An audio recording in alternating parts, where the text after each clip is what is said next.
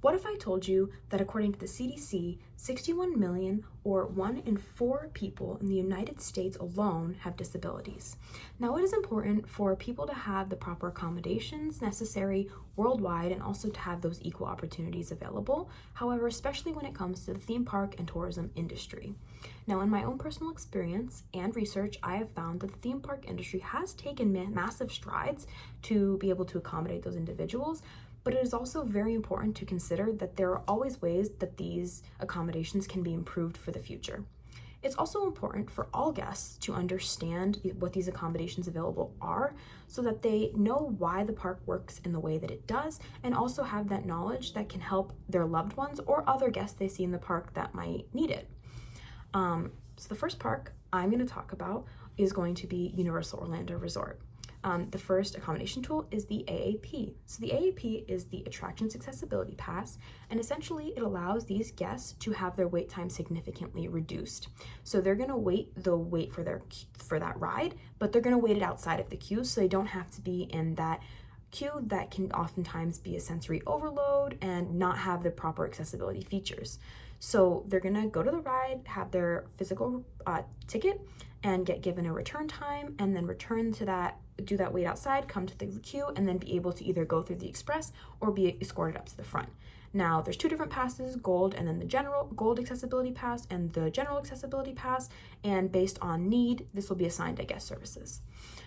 The next thing I'm going to talk about is the quiet room. So Universal does have one quiet room on the studio side versus the island side, and this really just provides a place for guests with sensory needs to have a safe space away from the chaos of the park. There's also a transfer tool available, such as a lateral transfer chair, and this allows those with mobility issues to have a way to ride rides they would otherwise not have access to.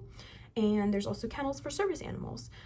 This example of a park option that a venue that has both of these things would be Velocicoaster. So this is the Universal Park map, and this is the ride of Velocicoaster, and at this venue there is both of these things. So they have a service dog kennel and a lateral transfer chair. So if a guest needs those, they go to this ride. There will be a lead available for assistance at all times to help them with these 2 accommodations. A final thing that Universal does have would be the guide for rider safety and accessibility. So this can be found on the app and their online website, and it essentially offers a list of all the rider accommodation details and offerings of the park in one place. So while Universal has many great accommodations, many very similar ones are offered at Disney. So Disney has a DAS pass that is very similar to the AAP, where guests are going to be doing that wait time outside of the queue. The only difference is it's all going to be virtual, so it's all on that park app. Another option they have are accessible park maps. So these are specifically designed with disabled individuals in mind, and they are a whole separate map for those people. So here's one of them. This one's for Epcot. You can see at the top, it reads guests with disabilities as compared to the normal map, which just says English at the top. So you can clearly see from the front of the map which one is for those in need of accommodation. When you open this map, you'll be able to see all of the accommodations available for those with mobility, visual, hearing, and even those who need options for service animals. Inside of the map too, it specifically states for each attraction. When you look at the map, you can see each attraction listed, including the shows, everything of what's available there. So a specific example of this will be for the ride Test Track. If you look under the description for it, it says mobility access, transfer practice vehicle available, contact a cast member for assistance. So this is very helpful for people to know by attraction what to expect and what's available for them before they arrive to that venue. You know, they're gonna get this map at the front of the park, and after doing so, they will be able to plan their day out and have a great day without any disappointment of getting to the ride and then finding out there's nothing available for them there. While Disney and both Disney and Universal offer great accommodations, the park Morgan's Wonderland truly showcases the future of accessibility in theme parks. You know, Morgan's Wonderland is a park that was specifically built with disabled individuals in mind because it was created by Gordon Hartman for his daughter. So one of the attractions there is called the Whirling Wonder. The website states that there are 12 gondolas that can accommodate wheelchairs, children, and adults. So almost all of the attractions there are completely wheelchair accessible, if not all.